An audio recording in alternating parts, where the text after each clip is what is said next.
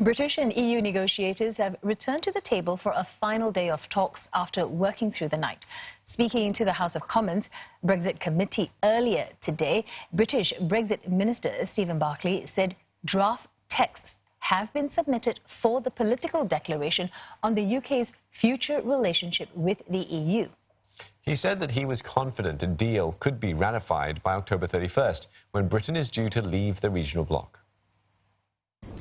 We have submitted draft text as part of the negotiations on a number of aspects under discussion. We are absolutely committed to securing a deal.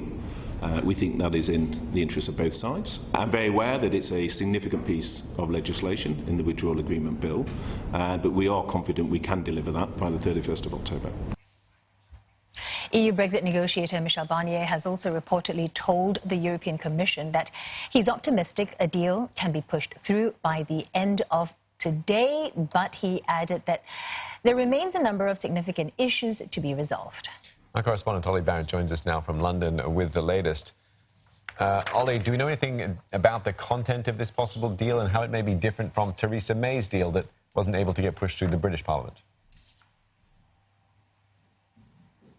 We can't give you huge amounts of detail, Steve, and that's partly because there are only a handful of people in the United Kingdom who have any sense of the full detail of what is in this arrangement. The Prime Minister keeping his cards very, very close to his chest so that the detail of the deal that is taking shape doesn't leak and jeopardise the negotiations that are ongoing. So a handful of people in London at Downing Street and a handful of people on Boris Johnson's negotiating team, they are the only people who really know on the UK side exactly what kind of deal Boris Johnson is pushing towards here, but it does appear to look pretty similar, it has to be said, to the deal that Theresa May had rejected several times. It's slightly different, though, with regards to the controversial Irish border backstop. It looks like we're heading towards something approaching a backstop for Northern Ireland only, which would keep Northern Ireland in the UK's customs union on legal terms, but de facto in a European Union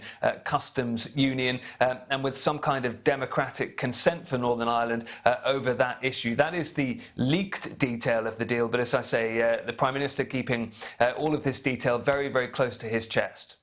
Ollie, so even if a deal can be achieved by the end of the week, what are the chances that the House of Commons will sign off on it, considering, you sit there, it looks pretty similar to, the previous deal? Yeah, I think the mood at Westminster has shifted since Theresa May's repeated failures to get her deal through the House of Commons. There are a number of MPs, a number of lawmakers who would now consider voting for a deal not too far off Theresa May's arrangement. So Boris Johnson has some optimism in that regard. At the same time, he's learnt from her mistakes. What he doesn't want to do is agree a deal in Brussels and then get it back to London and find he experiences cabinet resignations and the DUP of Northern Ireland not signing up, the ERG Brexiteer wing of his party not signing up. So he is continuing to hold talks, Boris Johnson, with the DUP party of Northern Ireland as we speak. He's continuing to hold briefings with members of his own party as well. So he's sure that he is taking them with him as much as possible. And if he can come to some kind of arrangement that would satisfy the DUP and would satisfy the Brexiteer wing of his party, he stands a reasonable chance of getting it through the House of Commons if and when there is to be a vote on it. One other point worth making at this stage: if Boris Johnson can't reach a deal today ahead of the Thursday Brussels summit, it may be that we are looking at some kind of indicative vote, not a full meaningful vote, an indicative vote where Parliament will get to have a say on the shape of the type of deal that appears to be coming together. That would be designed to show the European Union that if they can agree it, then it will get through the House of Commons. OK, well, thanks for that. Ollie Barrett speaking to us from London.